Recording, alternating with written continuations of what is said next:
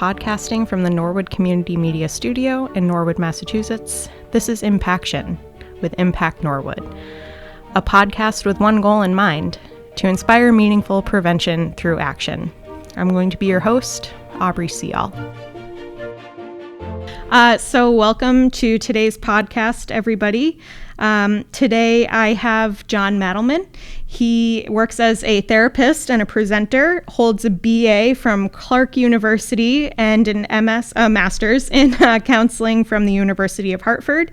He served as director of the Stoughton, Mass. Youth Commission from 1983 to 1993, and as a director of the Needham Youth Services from 1993 to 2017. In addition to all of that great work, since '93, he has operated a private practice to offer presentations, consultations, and consulting services.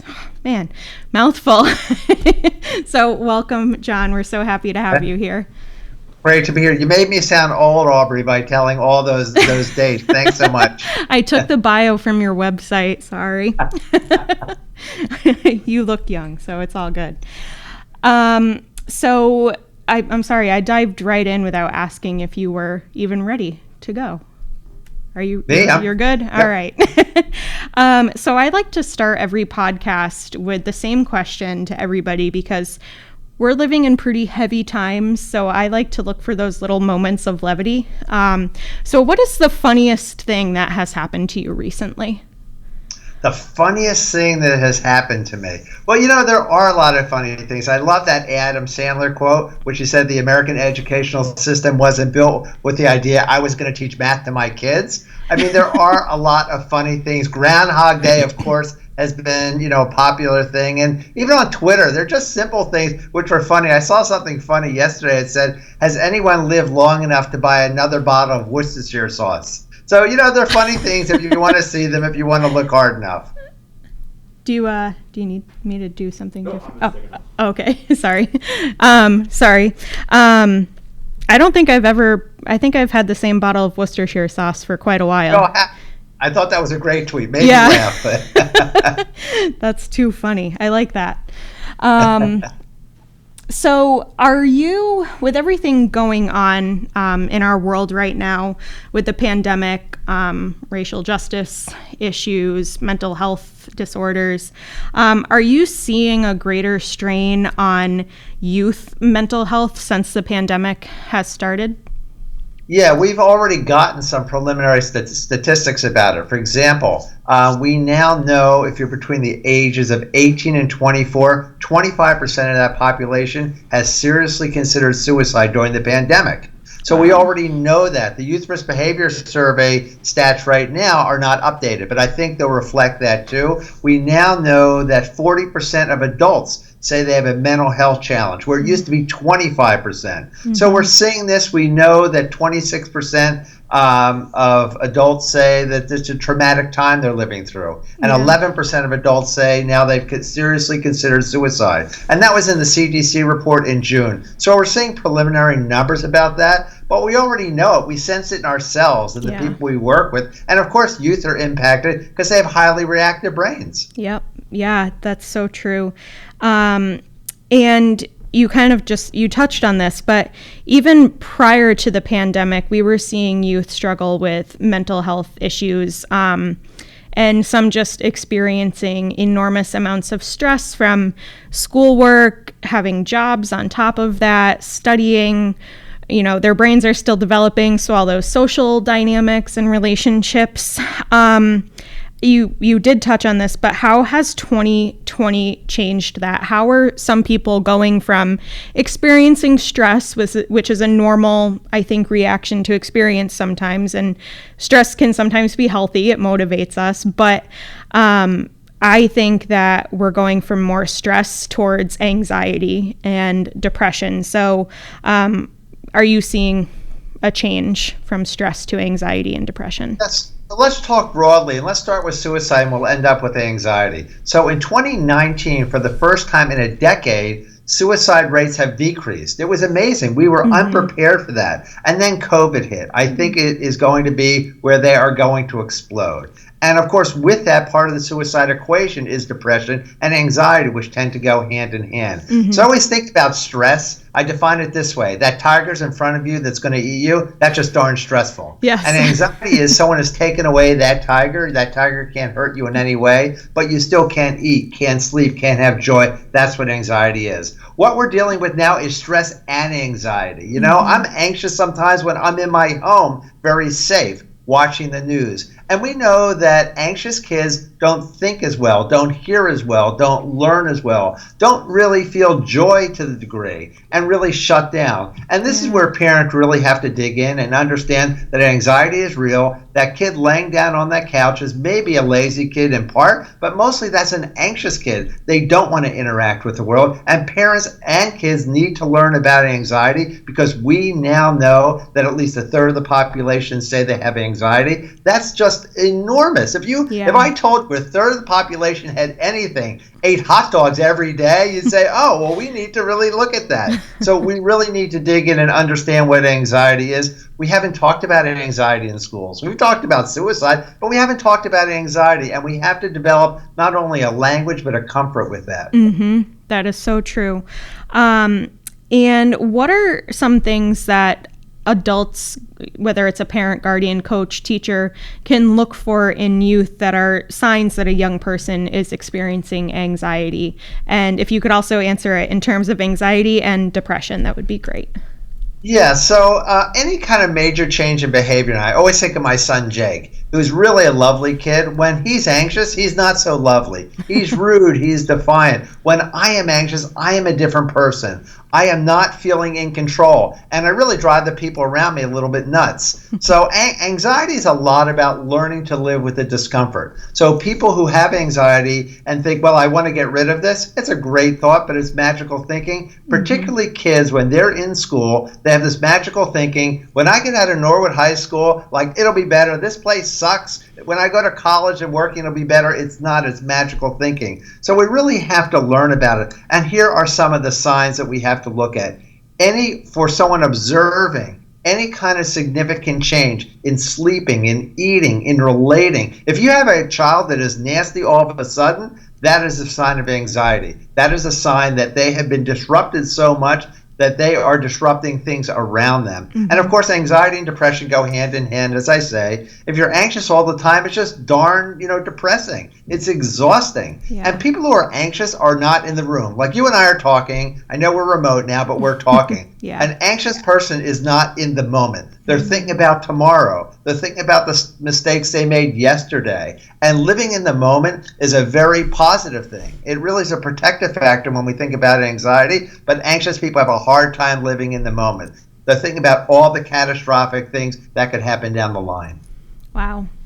I feel like with all of the stress and anxiety that even adults are feeling during this pandemic, it might be difficult for a parent or guardian or other adult in the community to even notice that, because they could be experiencing it themselves and can't even acknowledge, not even can't, but don't have the tools to acknowledge that it's also happening to them. So how can adults take care of themselves? How can adults put their oxygen mask on first so they're better able to recognize these signs in youth and help youth? Yeah, it's a great example you use. We've heard that on a plane. Remember the days we used to get on a plane? Not so much anymore. But it says put your mask on first, and that's really important. A lot of parents ask me, I'm anxious. Should I talk to my children about my anxiety? I don't know if I should tell them. And I always kind of laugh inside, because I say, oh, believe me, your kids know you're anxious. They live with you for like 15 years. They know all about your anxiety. We want to talk to our kids about our own anxiety to inform them, but not to burden them. That's such an important differentiation. And I really tried to live it. I wasn't always successful, but I really tried to live it around anxiety to inform my kids about that sort of thing. So that's number one. And we have to model behavior. And some of that modeling is how you deal with anxiety in a positive way. We have to learn those things. And the thing that parents have to avoid is saying the wrong thing. We're constantly saying the wrong thing. I know I did.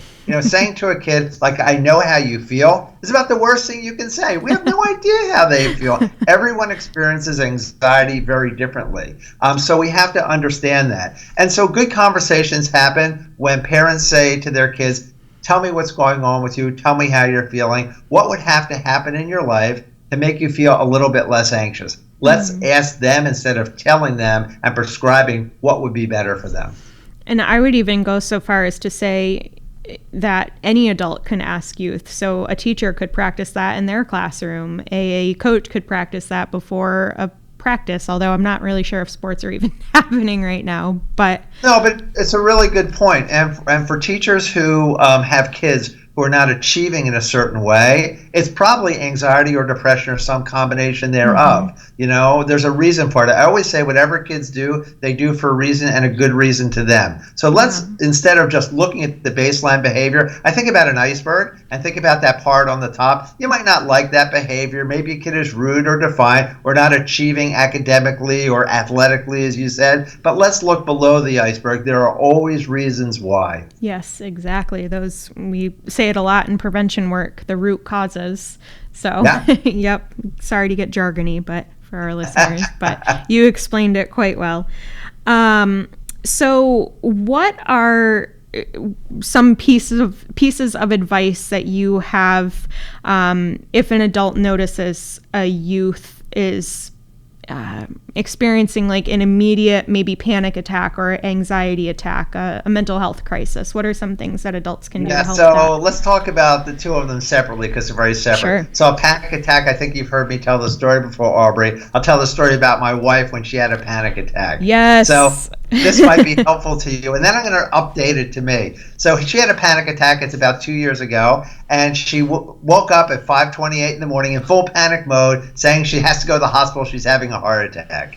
And I had been through this before. And even though I adore my wife, I abandoned her immediately. And I ran down to the kitchen to get ice cubes. And I had her hold ice cubes because I needed to recalibrate her brain. Anyone who's in full panic mode, and panic can only last 20 or 25 minutes. Our bodies are not equipped to deal with it beyond that. So after about 15 minutes, her anxiety was going down. Her hands were freezing. Yeah. I was recalibrating her brain, and she complained to me. She says, my hands are freezing. Let me tell you, about 6 or 8 weeks ago, my computer crashed. This is how I live now. Yeah. I was in full panic mode. I got up from my own chair and I grabbed some ice cubes and was holding it because I needed to recalibrate our brain. So the first thing we have to understand is that panic attacks are really not about talking then, it's about talking after. And we have to debrief. And I did that with my wife, and I did it with myself, like what could have been done differently.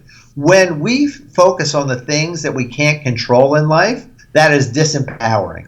Oh my goodness, it's overwhelming. When I felt better, in my case, is when I called up Dell and I had them fix my computer. I felt better. I felt even better when I ordered a new computer because I really needed a new computer. So let's focus in on anxiety and action, which means we're making a decision to further us along. I was gaining control of that situation. I felt a heck of a lot better. Yeah. And I have to say, I heard you tell that story about your wife. You did a virtual presentation for Impact Norwood. I forget what month, but towards the beginning of the pandemic. And I struggle with anxiety, and I had a panic attack maybe 2-3 months ago. And I said to my boyfriend, I need ice cubes. And he got me ice cubes, and I held them in my hand, and it worked. I was able to, that was the only thing I could think about. I could only think about how cold those ice cubes were in my hand. So thank you for that. So important, Aubrey. Here you are a professional doing the important things you're doing, and you're modeling some really good behavior. So this is an important thing. I always say, if you broke your leg, would you wait 2 days, 2 weeks, 2 months, 2 years, or never to get help? That's ludicrous. That's what we do around anxiety and depression, and we don't talk about it in the same way. Exactly. If a kid has a broken arm, they're going in, kids are, pre-COVID, they're signing the cast, a kid's making up some incredible story about it, but we don't share about anxiety. And I think what you just did now is so important, because people will still see you as professionals, capable, but you're also a person. Yeah, exactly. And I wish I wore my sweatshirt today, but excuse me, I have a sweatshirt that I've been rocking a lot lately that says it's okay to not be okay all the time. So I try to wear that on the days when there are stressful things going on, just to sure. remind myself that it's okay to not be okay. So are there things, maybe like is there something that parents, guardians, what have you, can do to maybe come up with a plan ahead of time if someone in their home starts to have an anxiety attack, just as we have fire drills? Yeah. So let's talk about that. So you're talking about some protective factors and prevention. Yeah. So the very first thing parents don't want to do, you don't want to avoid the triggers. It's all about learning to live with that discomfort and the triggers. Parents are well-intentioned. They don't like to see their kids in pain. We don't like to see our friends in pain, or boyfriends or wives, that sort of thing. So we can't avoid those. Previewing is very important. So let's just say you have a situation coming up, and if you talk about it in preview, like, what are you thinking about that situation? How do you think you're going to handle it? Now, previewing works in a lot of different ways. We know that schools in non-COVID times have open houses where kids who are freshmen can walk the halls. That's what previewing is all about. When I go to a restaurant, all right, I'm not going to restaurants too much anymore, but when I go to a restaurant I've been at 4 or 5 times, I will still go online and look at the menu because I'm an anxious person. And that's my previewing. So let's start with previewing for parents. Let's model calmness. Let's say to the child, like, if you are experiencing anxiety, how would you let me know? How would you let me know about the intensity? It's not just that people are anxious or not anxious. There are gradations of it. So I always use a number system with my son, when he was anxious. And he would say, 10 being the worst, he would tell me where he is. So when he was a 7 or an 8, he was so anxious, he really wasn't learning, he wasn't listening, that sort of thing. But it's really important to have that quick code back and forth. And by the way, that code I put in for my son when he was in high school was really great. It gave me a snapshot of where he was at. This spring, he's now in his late 20s. He was really struggling with anxiety. And I texted him and I said, Jake, would you be willing every morning to let me know your number? And he said, sure. And every morning for about 6 weeks, he would text me his number. That was so helpful for me because on days that he was really struggling, I would talk to him more. On days he was doing better, I didn't need to very much. So let's learn some of those quick codes that we can do. And let's also back off, parents. We have this sense like, oh my goodness, this is the most important thing. If my son or daughter doesn't do it, doesn't achieve, like the world will end. It's probably not that important. The most important thing is mental health. If you don't have good mental health, you can't learn. You're not getting into that college. You can't get that job, that sort of thing. And, I wasn't always so good about that when my kids were young because I thought I didn't want them to fall behind. Let me tell you, when a kid has anxiety or depression or has to be hospitalized, that's someone listening, their child, that's going to be really tough. So let's take a step back. That test is not so important. That game is not so important. And let's attend to everyone's mental health. Yeah. I always say mental health is just as important as physical health. And I think everything you're saying is a testament to that. And that's one of the silver linings I think about what's happening now. I think that mental health is getting more attention. People are focusing in on self-care and why that's important and why it's not indulgent. So that is a silver lining. When we go back to our former way of life, if we ever get there, we'll see if mental health still takes center stage. I've been doing lots of trainings for educators, and I keep saying empathy over education. The kids will be fine academically. They really will. But I'm not so sure that's so true about their mental health. Yeah. I mean, this is an extremely traumatic time in their lives, our lives. So I think it's an important point you raise. You use the word trauma. This is traumatic. Some parents don't want to hear that. Oh, it's really not traumatic. We're just trying to survive. No, this is a trauma. And a trauma means it disrupts our way of life. Disrupts our way of thinking, our behavior, our sleeping, eating. That's what trauma is. And, Dr. Fauci had that great line about the timeline, about the virus. With trauma and post-traumatic stress disorder, there is no timeline. Right. So some kids will go back very easily, and some kids will have a much, much harder time, not for days, for weeks, but possibly for years. And that's very true for people. It feels very present. Yeah. No, it's I was reading some articles in preparation for chatting with you today because I wanted to make sure I asked some poignant questions, and I read a lot about trauma and the impacts it's going to have, and that we're probably not going to see it next year or even next year or the year after that, but down the road when youth today are in their 20s, 30s, 40s. So, regular reaction might be like, come on, that COVID thing happened a year ago or 2 years ago. But I think your point is an excellent one. There is no timeline. And when it's triggered by a sight, a sound, a smell, the word COVID, the word quarantine, whatever it is going to be dramatic. It will reduce a kid who is highly functional to a kid who's not functional. And, you can take the most academically gifted kid and a kid who's dealing with post-traumatic stress disorder, that kid will not be able to learn in anywhere close to the same way. Yeah. And I think it's important to note that if parents are noticing these things in their children, they're probably not the only parent who is noticing that, and there is no shame or stigma associated with them getting help for themselves or their child, because chances are probably more than half of the people in this community are experiencing mental health issues as a result of this pandemic. That's so important.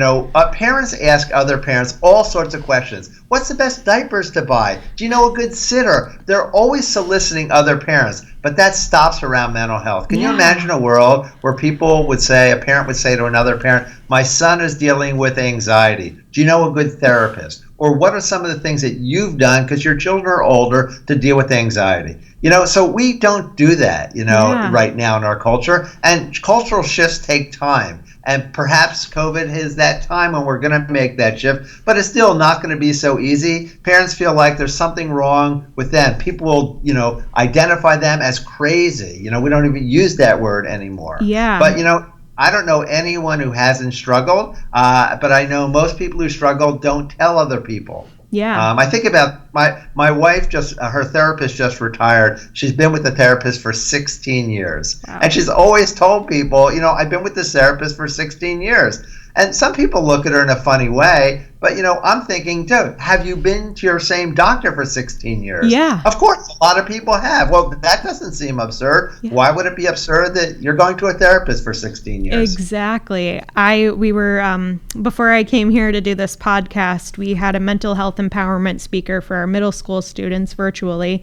And she said something to the effect of, and I'm paraphrasing, it's not a sign of weakness to get help for mental health. It's an extreme sign of strength. Absolutely. Yeah, so that resonated and stayed with me.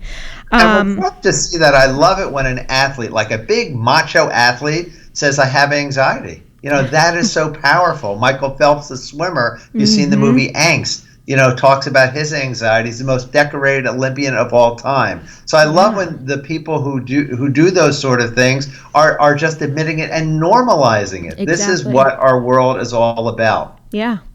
And we've talked a lot about how parents can help their children, some tools that they can use if they're in the moment having an anxiety attack and setting up a plan. But I didn't ask you, if parents are unsure how to even broach the subject with their kids, what are some tips that you can provide to those parents who want to start the conversation but have no idea how? Well, you've just described the situation with me and my son when he was in high school. So I'll tell you how I handled it and give some other tips. Sure. My son didn't want to deal with it. I get it. He's a guy in our culture, No, I'm not anxious. I'm not depressed. Mm-hmm. So I only demanded a couple things of him. But one of those things was that we had to watch a movie together once a week.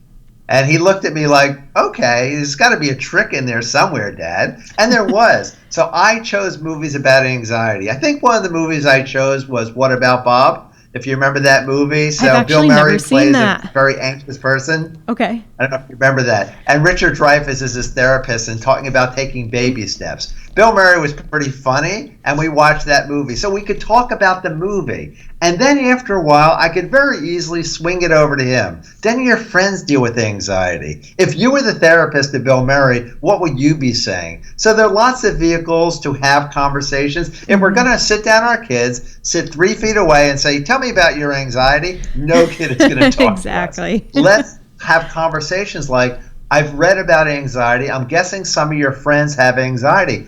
What do you say to them? What does that feel like? What kind of advice do you give them? That sort of thing. Start with someone else in a movie or a friend, and then graft it over. Our kids can feel pretty anxious about their own anxiety, and then hearing about their friends' anxiety can actually, take them up what I call the anxiety escalator. So let's talk about those sort of things. The other thing I always recommend is to have a conversation in the dark. And the reason is, when we're talking to our kids, parents know this, some of the best conversations happen in the car. Because kids are captive and they don't have eye contact with us. And there's when they nowhere have to eye contact with us, what's happening is this. They are trying to read our face. And we're scrunching up our face, and our face is communicating all sorts of things. So I would have conversations with my kids in the dark. The most serious conversations I always did with my kids were in the dark. You're so screwed when your dad's a therapist. I feel so bad for my kids. But we'd have conversations in the dark where they couldn't see my face. And those conversations were much more pure. They weren't worried about my reaction. And I did a lot of listening and less talking. We're so good at talking and telling kids what to do and fixing problems. We just have to shut up and listen. Yeah. Oh, definitely. I like the idea of having a difficult conversation in the dark. And when you brought up the car, that's where I had difficult conversations with my parents, and also, it's not environmentally sound to be driving around forever, but it's pretty good to just shut off the lights. Yep. Yeah, I like that. So we've covered all of the questions that I had written for you, plus some. What is one piece of advice, like your key piece of advice for listeners as it relates to supporting youth mental health? Yeah, so I guess I want to say a couple things. One, as we talked earlier, it's okay not to be okay. Let's say it's okay not to be okay. Also remember, most kids are not going to come out and tell us exactly how they feel. We're going to see it behaviorally, and we react to it. Frankly, as parents, it just pisses us off sometimes. Like, they're not doing their chores, they're not doing their homework. So let's step back and see really what's happening below the surface. And let's do this. Let's understand there are lots of people in the community who want to help. People like you, Aubrey. People, I think you're part of the William James Collaborative, right? Yeah. The referral service. Yep. So there are lots of opportunities to help. And I'm going to segue into a question you didn't ask me, and that's to talk about you. So all the people who work for the town, who's working on grants and that sort of thing, these are people who have their own lives too. And they have pushed through, people like Aubrey, their own challenges to serve the public. So I want to recognize you also, and I want to tell parents watching, you can actually help people like Aubrey by coming to her and other people and letting them know that you need help, because it makes them feel good to help other people. It's one of the most empowering things we know, helping others. That's why volunteering feels so good. We're helping other people. But let's also recognize people like Aubrey and the first responders who had to push through their own personal things to serve the public. And people like you, Aubrey, and teachers are warriors and heroes in my mind. Oh my gosh, thank you so much. I really starting to tear up a little bit. That was really nice to hear and so appreciated. And I feel like, especially, first responders, our public health nurses, our public health director, they don't hear it enough, I think, how appreciated they are. So thank you. I really appreciate that. I really mean that. Yeah. So my last question was, is there anything I didn't ask that you would like to add, but you kind of already covered that, but I'll give you one more, opportunity to add anything that you would like to before we sign off. I want to say this. There have obviously been some great news about the vaccines. And of course, a parent might think of a child, well, this is great. We should all be excited. We're still in the moment. We're dealing with quarantine, remote learning, or hybrid learning. It's still really hard, and we're months and months away. And kids have probably thought about this. They're going to be the last to get it. So, while some parents can, really feel the joy that we can see the end line, that end line feels very far away for kids. And let's recognize that. Let's understand that their brains function differently, shorter time frames, and let's really have patience with that. That's great. That's a great note to end on, and I can't thank you enough for taking time out of your day to join us, and this has been fantastic, and I have no doubt that we will have you back to do another event for our community. I love working with you. Send me a link to this, and I'll put it on my Twitter and let people know. Definitely will. Good to see you, Grand Good Aubrey. to see you. Take care. Thank you so much. Bye-bye. The other thing is, I love how we wave at the end of meetings. I know. Like when I left the meeting in person, I never waved. Now I never waved. I like it. I know. I saw. I think it was a meme or a GIF about how people wave at the end of Zooms now. It's so funny. I just do it. Well, Right. On that note, thank you so much. All right. Be healthy. You too. Bye-bye. Bye. Podcasting from the Norwood Community Media Studio in Norwood, Massachusetts, this is Impaction with Impact Norwood, a podcast with one goal in mind, to inspire meaningful prevention through action. I'm going to be your host, Aubrey Seall.